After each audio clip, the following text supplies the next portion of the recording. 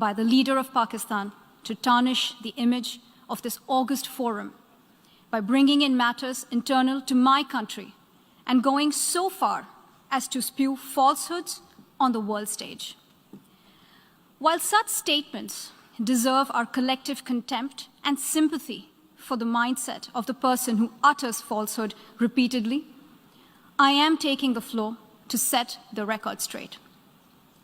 Regrettably, this is not the first time the leader of Pakistan has misused platforms provided by the UN to propagate false and malicious propaganda against my country, and seeking in vain to divert the world's attention from the sad state of his country, where terrorists enjoy free pass while the lives of ordinary people, especially those belonging to the minority communities, are turned upside down.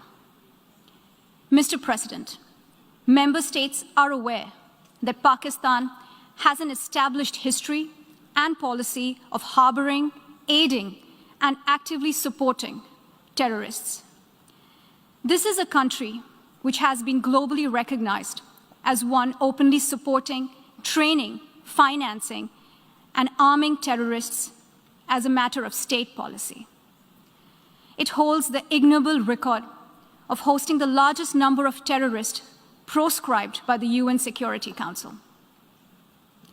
Mr. President, we marked the solemn occasion of the 20th anniversary of the 9/11 terror attacks just a few days back.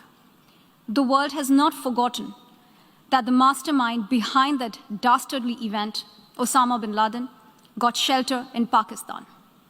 Pakistan leadership continues to glorify him as a martyr. Regrettably, even today, we heard the leader of Pakistan trying to justify acts of terror. Such defense of terrorism is unacceptable in the modern world. We keep hearing that Pakistan is a victim of terrorism. This is the country which is an arsonist disguising itself as a firefighter.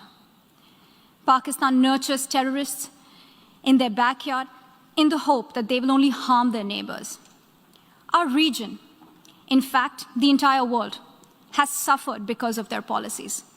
On the other hand, they are trying to cover up sectarian violence in their country as acts of terror. Mr. President, this is also the country that still holds the despicable record in our region of having executed a religious and cultural genocide against the people of what is now Bangladesh. As we mark the 50th anniversary this year of that horrid event in history, there is not even an acknowledgement, much less accountability. Today, the minorities of Pakistan, the Sikhs, the Hindus, the Christians, live in constant fear and state-sponsored suppression of their rights.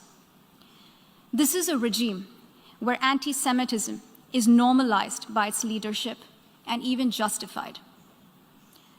Dissenting voices are muzzled daily, and enforced disappearances and extrajudicial killings are well documented.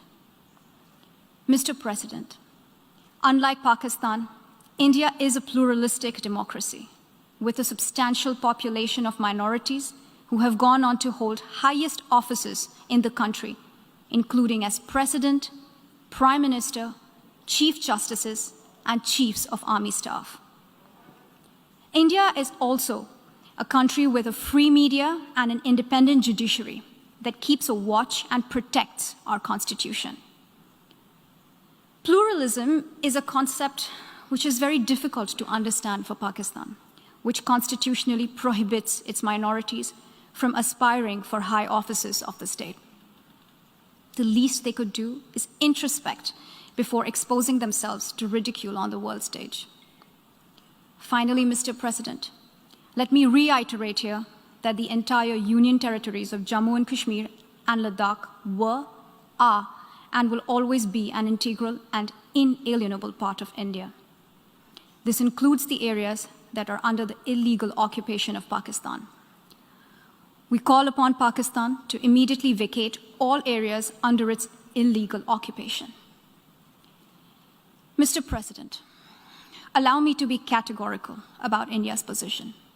We desire normal